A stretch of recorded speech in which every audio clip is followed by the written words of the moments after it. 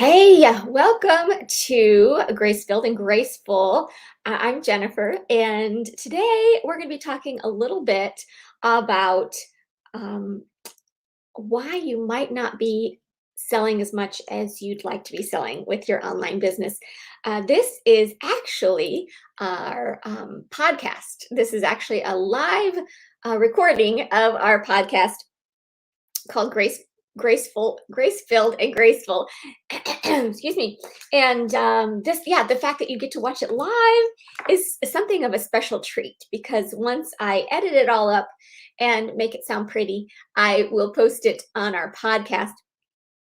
But for today, you're going to see it live and kind of see everything unfold and find that if you're considering podcasts, that it doesn't have to be perfect. That's what editing is for. And in that case, it's still not perfect, but it's a little bit more concise. But I really love the idea of doing live things because it shows somebody real personality, and it also shows that my dog likes to bark. Uh, so you really feel a better, stronger connection with that person. If you're learning from that person, they're your mentor or your trainer, your teacher, your leader. If you can see how they are in real time, I think that it makes an extra special connection. So I am live right now on our YouTube site, Grace-Filled and Graceful, and live right now on our Facebook group. And with this live stuff that I'm doing, I'm creating a fun new community, I guess you could call it, with some extra perks. And so as soon as I have more details for you about that, I will get that to you. But today, like I said, we're going to be talking about how to sell more. I mean, we have an online business. We want to make money with it. And today I'm going to go over some things that held me back for a while. And once I think I started to understand the process even before there was a name put on it. But then once I realized there was a name for this whole entity, then it really hit home for me. Now, at the end of last time's podcast number 3, by the way, I am it's the fall, and the way that my house is situated, the way the sun comes into my office, I think I've done a pretty good job. Oh, see there. The angles of the sun right now might lend itself to putting stripes down my shirt.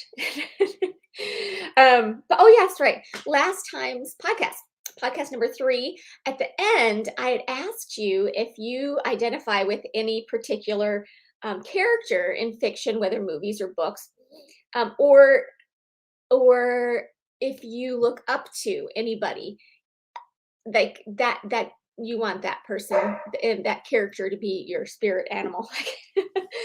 And I love reading. I love reading classic literature. My degree's in English. I focus mainly on American literature in college, but I love a lot of different, classic type things. I love current books as well, but anything with a long history makes it more intriguing to me. Um, and I like different characters in books and in movies, but I never aspired to be any of them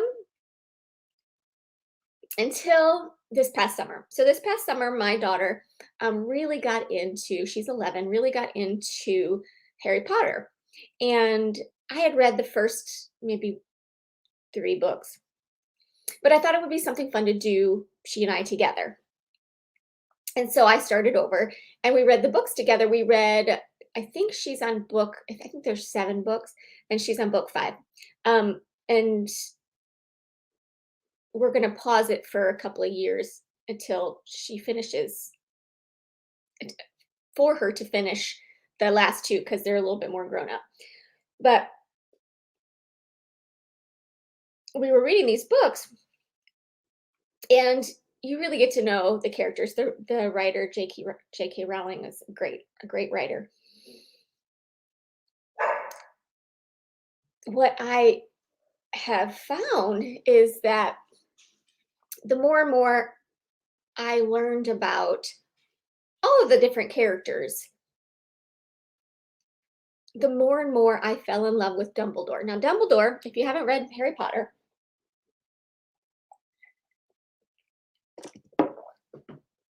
Harry Potter is an orphan boy who grew up living with his aunt and uncle. He is a wizard, and his aunt and uncle are not, and they weren't the kindest to him. Um, and that at a certain age, he got invitation to attend this prestigious wizard witch school called Hogwarts.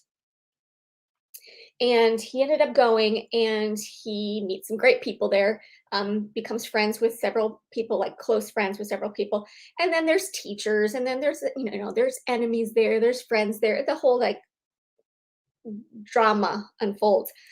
But I fell in love with Dumbledore, who is the headmaster of the school, because of his complete lack of interest in getting swept up into people's drama.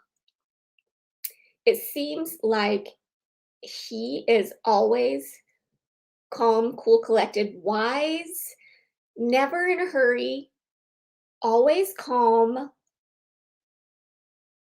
And everybody else around him are like little tornadoes. Like there's always something going on and they're reacting to it. And he is just graceful in a manly way. And I just loved it. I just love it. And I'm not going to ruin the series for you, but um, even at the end of the series,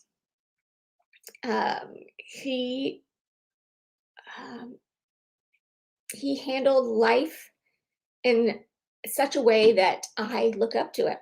And so I would love to know about characters in literature for you, or movies. If you don't read, you might enjoy stories in movies. But like, is there anybody that you look up to in literature? I think I should get like a little picture of Dumbledore and put him here to remind me to always stay in that type of energy. But speaking of energy, let's save you some energy. Okay, let's get into this idea. And you may have heard the word, and there's several ways to pronounce it. I don't know which one's the right one. It's probably listed as both in the dictionary. But niche, um, or niche. If it's maybe it's French. I don't know. But let's talk about this. Okay, so here's the story of my experience getting into sales and learning how to be a professional in it. Nobody's nobody's born knowing how to sell. Um, I think it's interesting how some people are labeled like, oh, she's a natural born salesperson. Well, I wasn't. As an introvert, um, a lot of it was counterintuitive. Like, oh, I have to be around people and I have to talk to them. And um, a lot of the things I have grown past and grown through. But if you are in sales, especially if you're starting and you have no experience, any victory is what you're grabbing for, right? You're grabbing for anything that can show that you can sell something. If somebody buys something from you, that's a victory. Right? And I was like that too. I mean, I was 23 and I was selling a skincare and cosmetics line, and to me, I was just going for any sale. I could care less what they bought. I mean, just to sell anything, I was ecstatic.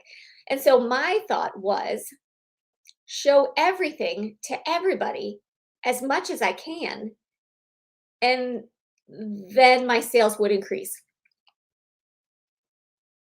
Now, what I found is that that annoys a bunch of people, which increased my what's that word? Increased my chances of, oh, it starts with a D. Are you guys like this? Like there's just certain words that are hidden in your brain when you want them. Um, and it happens all the time. It's so funny. I should say, no, it never happened. I always have this word in my head. The benefits of being live, right? Um, when you are, oh, it doesn't start with a D. It starts with an R. Rejection. Okay. So, in taking that stance, I want to sell anything to anybody. Imagine that energy, that frantic, tornadic, nonstop, almost pushy, annoying energy.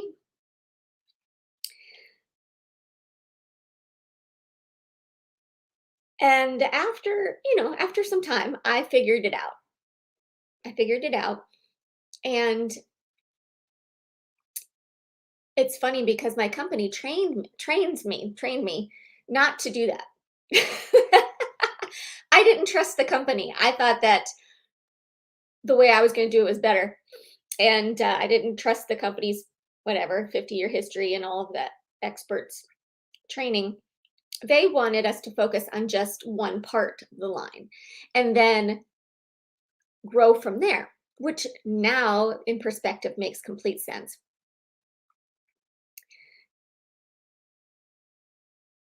So, what I did over 20 something years is I went from full on chaotic, crazy, must sell anything to anybody to making it a little bit more simple and not trying to sell it to everybody, but looking for those people that had a need.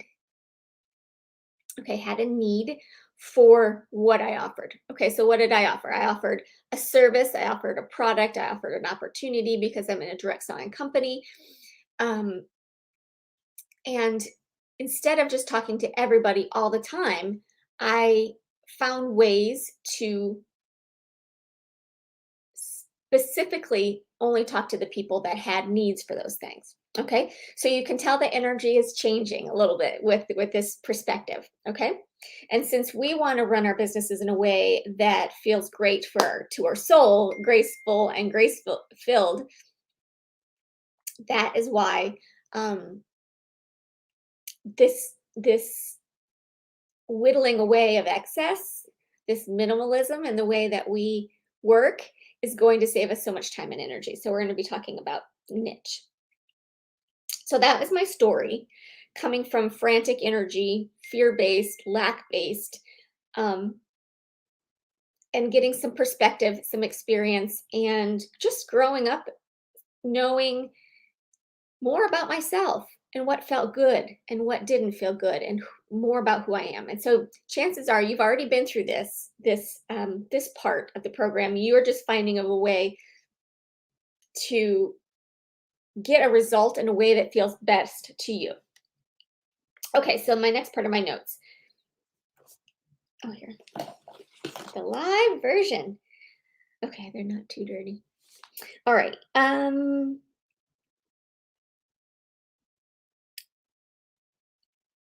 Okay, so let's kind of talk a broad overview of niche. And I'm going to say niche because I don't like the way niche sounds. It sounds like quiche, and I just can't get into that. But so let me give you an overview of what we're looking at and how it's probably different than what you've felt or experienced or known. When you whittle down far enough into your niche, it is going to eliminate a lot of time and energy that you've been wasting. It's going to eliminate a lot of the rejection that you've been experiencing and the crickets. If you're growing, you're doing something on social media and you're not getting anything back from people. That is because your scope is, or at least in part, your scope is too broad. You're painting this picture of your services or your product to too many people. And one of the things that I learned in my direct selling company growing up is you may talk to the masses, but you're going to lead people to the next step one on one. And so, what does a one on one conversation look like? It's a little bit more intimate, it's a little bit more real versus talking to a group of people. Um, you can the customer feels more heard and listened to, and it's almost like a partnership. You're walking with them through where they are. And the goal is to show them potentially how your service or your product is going to benefit them and make their life easier or better or sweeter or prettier or whatever. Okay? So, the overview is instead of speaking to the masses, to speak to one person. So my first thought when I was learning this was, I need more than one customer. What are you talking about? Well, this world is an expansive place and it's filled with people, filled with people. Um, we are just so closed off. Even the most connected of us can feel like there's not enough people to buy what it is that I'm selling. But the world is so much more vast than what you understand. And I believe that everything that we need is here for us. So, wouldn't it make sense to focus your energies on speaking to that one person that you are looking to help, looking to support, looking to encourage, looking whatever your product or service is going to do for them? Wouldn't that make it easier on you instead of trying to make a whole bunch of people happy enough to buy your product? You are focused on this relationship with the one. Now, let me tell you this. I haven't been able to think of anything unless it's just a bad idea. Let me just tell you that. That's what market research is for. But if you have an idea, chances are people are going to need it. Market research happens a little bit later. But people are going to need what you have. If you're talking to them specifically, that when they're learning about you, they get that feeling of, she knows me. I thought I was the only one. This person feels it too, and and she's going to help me get past this. Oh, I'm so in. Okay, so it's going to be more than one person, I promise. And it's going to eliminate so much rejection. Okay, so the rejection isn't going to be like, woo, stay clear of her. That's all she talks about. And I'm bored of listening to her talk about whatever. It's going to be, oh, she's providing a service. The service doesn't look like it's for me. Like I'm not a match. It's a whole different energy. They eliminate themselves. And because they have the choice to eliminate themselves from the conversation, they're much more happy about it versus you constantly being in their face if you're painting the strokes are too broad for your product. Okay. So we want to narrow down who you're speaking to. It's when you narrow it down that the people that are supposed to hear are going to be listening. Okay. I want you to think back of, I mean, if you're online enough, you probably have, or even if you're on watching TV, whatever, wherever you are in life, there's voices calling to you. There's billboards, there's window shopping, there's uh, video game ads, etc., etc. But when your attention is caught, that's that brand doing its job to talk to only you. Okay. Because if they're trying to keep everybody happy, nobody's going to want it. You have to be specific. Okay. So in my growth in this topic, I've learned a lot of that's so funny. I don't have 20 plus years of experience in speaking. I just say a lot, like I'm 11. And I am surrounded by an 11-year-old for many hours during the day. So that's probably what it is. But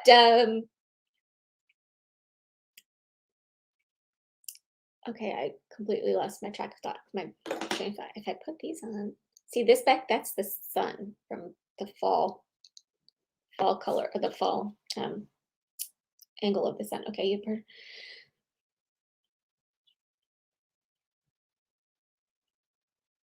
oh, got it. Okay. Oh, that was probably loud. I clapped right in the microphone. Okay. Okay. So what I'm going to do is I'm going to share several questions with you that I bring my clients through when I do a call appointment with clients, and I wanted just to share with you real quick what that looked like in case you or somebody that you know would benefit from this. So I have sittings for a call where I meet with clients online and go through a multi-step process to kind of confirm what they already know about what they're looking to do with their niche, but they need to like clear away some of the brush to get to what's under it. Um, it's going to provide clarity and it's going to build their confidence, because sometimes once you agree, we just need the like, yes, that's exactly it. Um, Confirmation that we're on the right track. And I've experienced that so much in my time building business that I want to give that to other people. So it gives them the confidence and the knowledge as to what the next baby step is for them. It clears away a bunch of clutter. It helps streamline the process. It helps laser focus on their process and growing their business. So that's kind of what that is, and it's like a Zoom call. And so I will put some more details with that in the show notes. I'm going to. I felt like I was going to write something in the show notes today.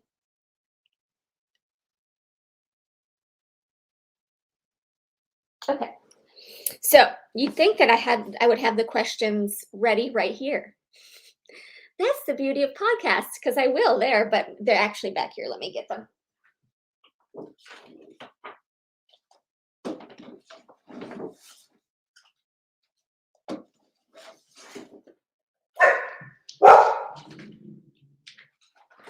Well,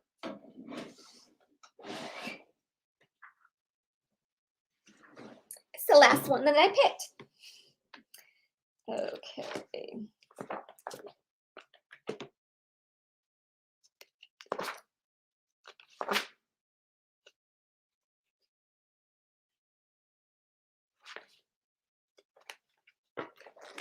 So while I'm finding this out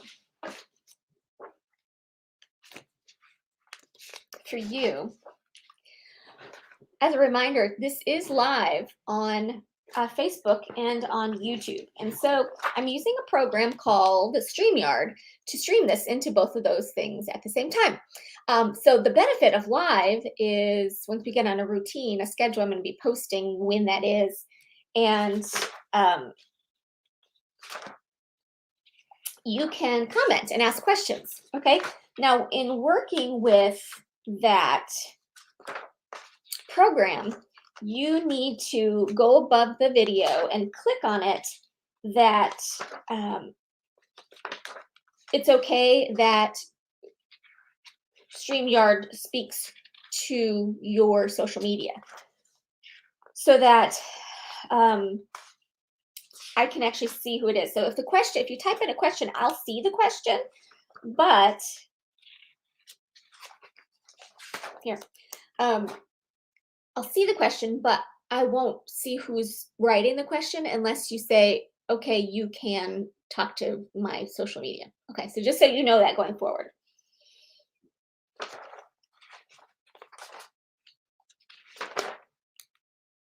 Okay, so I have a couple of different documents that I'm pulling this from.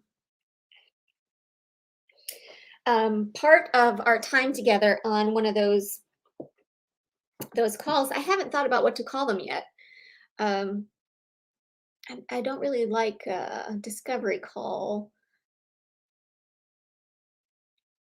Maybe it's going to be more like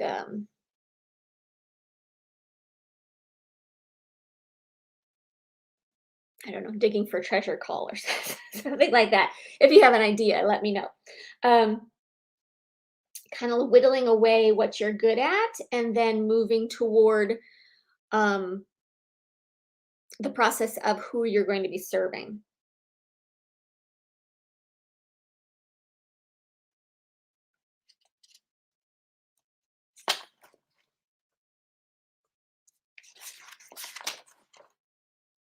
So we are going to go through some of the questions that I ask about finding your ideal customer. Sometimes companies call it finding your avatar. I've not seen that movie. I heard it's good. I don't really want to see the movie. Um, Avatar. It just sounds that I don't like the way that sounds. So we're gonna say ideal client. Um, and we're actually going to go so deep with it that they're gonna have a name. They're gonna have at least a general area of the country where they live. Um, I have mine here. Her name's Julie. Oh, I just gotta find her. Anyway, oh, here, she fell out. I try to keep my desk clean. There she is. Julie, my ideal customer. Let's get started with some questions. Okay, the basics. Would you agree that you speak with somebody who lives on a farm in the middle of Iowa differently than you would speak to somebody who lives in Manhattan and works at a huge company? Maybe they're the CEO. Not differently in respect, but differently. They're going to resonate with different things. Even the speed at which you speak and the things that you talk about and the questions that you ask them. To connect with that person, you're going to ask different questions, would you not? Or talk about different experiences. Or you would get the idea that I'm not clicking with this person, right? Okay, so that's kind of where we're going from. So let's talk briefly about some basics.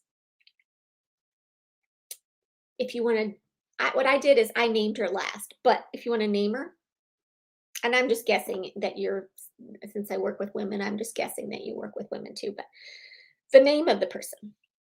And why is this helpful? Because when you're asking yourself, who am I helping today? What am I helping them with? It's, I think it's even easier to answer those questions if you have a name for the person. So I'm sitting down, I'm planning my content, I'm planning who I'm speaking with. I'll be like, so what does Julie need today? It's, the end of a quarter, it's the beginning of the holiday season. She has children. You know, she lives in a fairly suburban area. She has access to these things. These are probably the types of things that she's seeing when she's out and about. So you have to ask yourself, what's her name?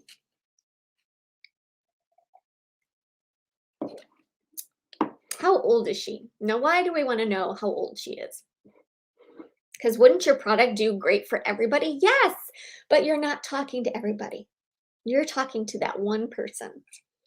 So, how old is she? Now, what does that matter? Well, how old are you? Different life things happen to you when you're 18 than when you're 45. In general, when you're 45, your children are a little older if you have children. Okay, so next question. How old is your perfect client Does she have children? How old are her children? What are her children's activities? Is she bringing them to all kinds of practices, or are her children older and drive themselves?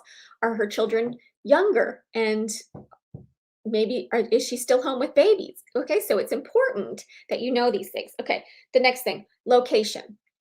Now, it kind of freaked me out to say I have to pick like one town and all my customers have to come from that town. No. But what I did pick is suburb. She lives in a suburb. She doesn't live in the middle of a big city. She doesn't live on a farm. She lives in a suburb. And that's where somebody lives sculpts what's important to them. Okay. And I guess I should have mentioned this at the beginning. This idea of honing in on one particular person will attract that person. But you know what else it will attract? Other people. Okay. So it very may well be that you are looking for a 35-year-old female who loves arts and crafts, who wants to decorate her house with things that she makes, or she has 5 kids and etc. Or so that's who you want to work with. And then the next thing you know, somebody's knocking on your door and she's single and she's 22 and she just so happens to love what you're doing. That's fine. It's great. You are going to attract other people that you aren't looking for. They'll kind of show up and you'll be like, how did you get here? You're going to love them for who they are and what they want and all of that. And you're going to serve them well, but you're going to be like, I wonder how she got here. But there'll be something about you. And it won't be that you're wishy-washy and that you're talking to everybody. She'll kind of like listen to like if you're at a party and your friends talking to somebody over here and you're doing something and you kind of hear the conversation and it's interesting. That person might turn around and be like, oh my goodness, I was just thinking about blah, blah. She might be nothing like you or your friend, but because you're so resolute in who you're serving and what you're doing, it's going to attract people. Okay, so continuing.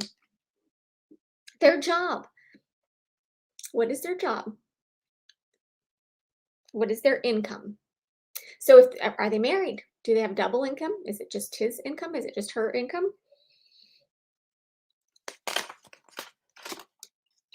Do they have a corporate job? Do they work from home?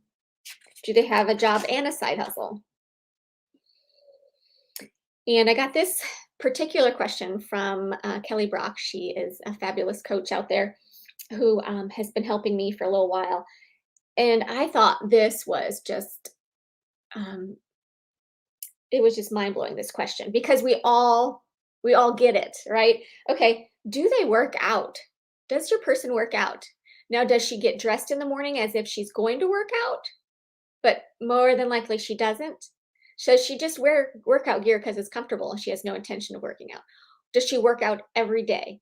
It tells you a lot about the person and their character and their lifestyle, does it not?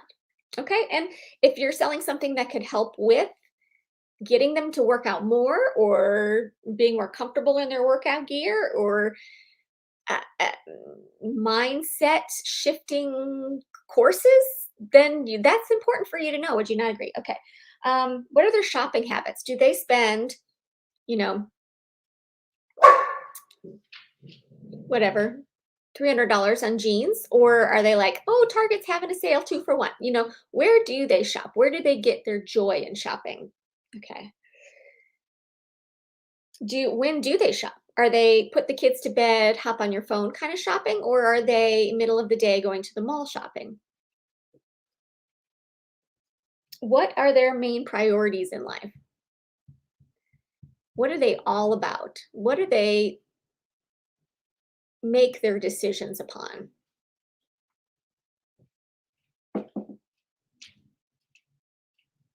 Hi, Maddie.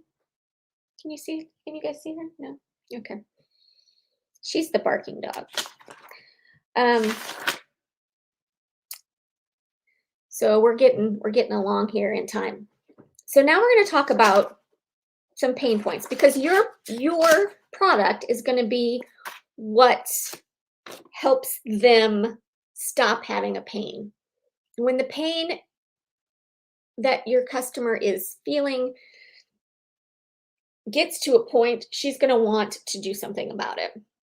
We have some annoyances, we have some things that we don't like, but there's a difference between that and an actual pain. Okay, so what is their biggest struggle in life right now?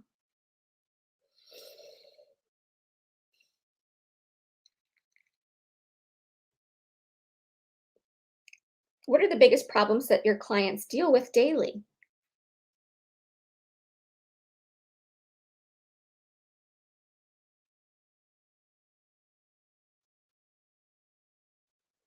What do they stay up late thinking about? When they wake up in the middle of the night, what are they thinking about? Are they thinking about how to save money? Um, they want a really beautiful home, but they don't want to spend tens of thousands of dollars and have an interior decorator come in. They are a creative soul and they're just at a loss for how to express themselves creatively. They're an online business owner who is tired of the whole hustle game. They want to build an online business that's significant using the strengths and gifts that they've been given by the Lord. And they know they have something important to teach and needs to be out there. And they want to share with people the joy that they're having building their business by letting them know that they can build an online business that's unique and timely and important, that feels, but in a way that feels good to their soul. That's the customer that I'm serving. Okay, a couple more and then we'll wrap up. Okay, so this problem that I have, how long has it been a problem? Has it been festering for years or is this new to them? All of these things, it's going to take some time. Okay. Me, the one that wants to hurry through and just fill in the blanks and move on to the next thing, because I figure that if I get to the next thing, I'll win. I want to get to the win point. This takes some time, you guys. Put some put it by your place that you sit when you have coffee. Spend a little bit of time every day on it.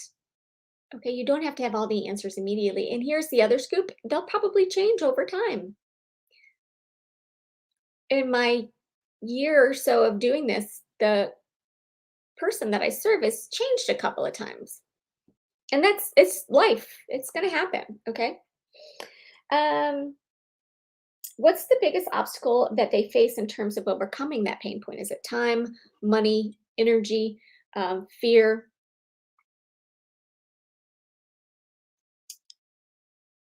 Are they currently looking to find help for this anywhere? Are they searching Google for help on this? Or are they seeing a professional, or are they already in online courses?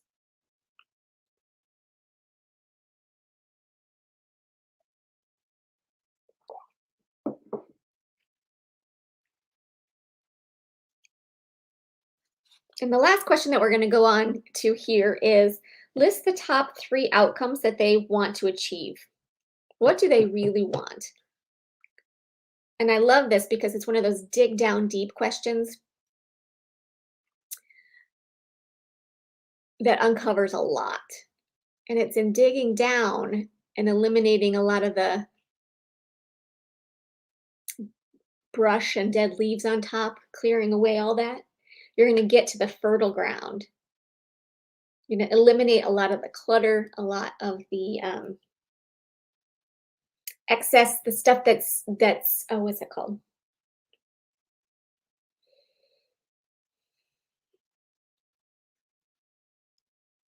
I'm sorry, I hear like a clicking noise back there, and I think I figured it out. I think that's my cat eating.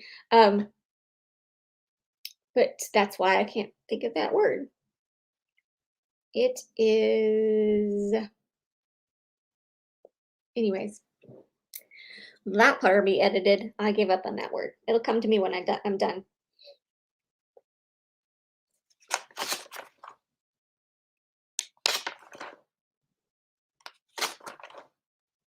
Can you hear me like flipping pages? These are all questions. So, in really digging down and finding the answers to who it is that you're serving, what you've been given, the message that you're trying to spread, and who you're serving, what's going to be the next step? The next step, maybe next time I talk with you, I'll go back to how to find what it is that's in you and pull that out so that you know what you're going to be teaching. But this idea of finding customers is so important to the process. I thought I'd start with that. And then the next step is going to be market research. Remember, I talked about, if you have an idea, chances are there's somebody out there that needs it. Well, of course, you want, and you're the idea of finding the perfect customer, you want more than one customer. So we're going to do some market research to be sure that you're in the right direction. Chances are, if it's not the right thing the first go at it, it's not that it's wrong. It's just maybe it just needs to be clicked a notch one way, or kind of maneuvered a little bit differently. And that's what you learn in market research. So what did I promise to give you in the show notes? I'm going to link you with Kelly Brock. I recommend. She's just so good. She has this amazing gift, and I'll get you her information, as well as if you want to participate in any of her programs. She has several. I have a little link there for you. I'm also going to link you to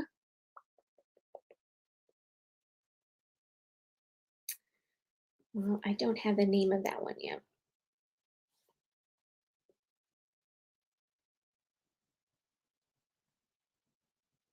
Okay. I had the idea that I was going to talk about my Bible study today, but I didn't end up doing that. Okay, so I'll put that in there, and next time we're going to be going back a step and talking about how to pull from you this idea that you're going to be serving people with the skills that you've been given, building a viable online business. And I have some questions for you to kind of get you moving in that right direction. Oops.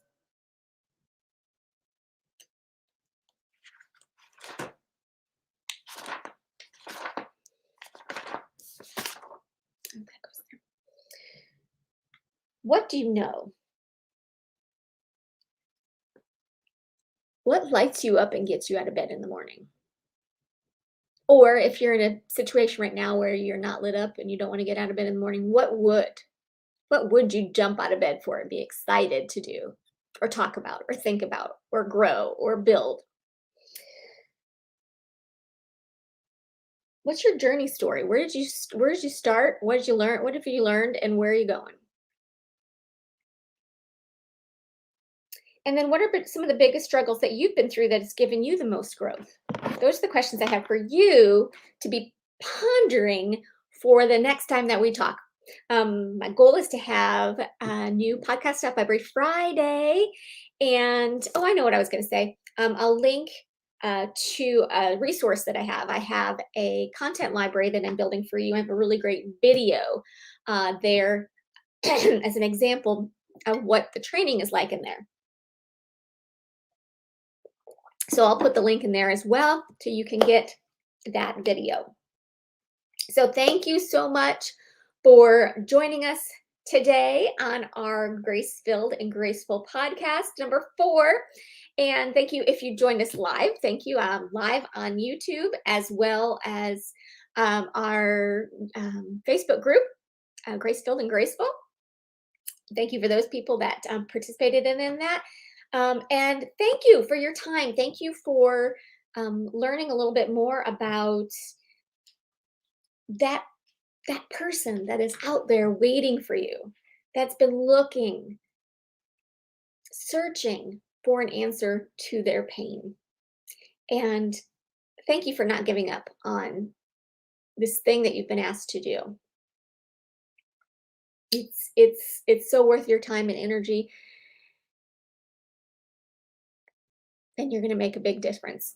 So thanks for watching and listening and participating, and I look forward to seeing you guys next week when we talk more about pulling all of that that's been eating at you and getting it in an organized way so that you know what exactly it is that you're going to be doing to serve these amazing customers. I guess I should have started in the other way, but I was so excited about niche that I had to jump on it. So there you go. You got it. And thank you guys so much. We'll see you next week. Bye-bye.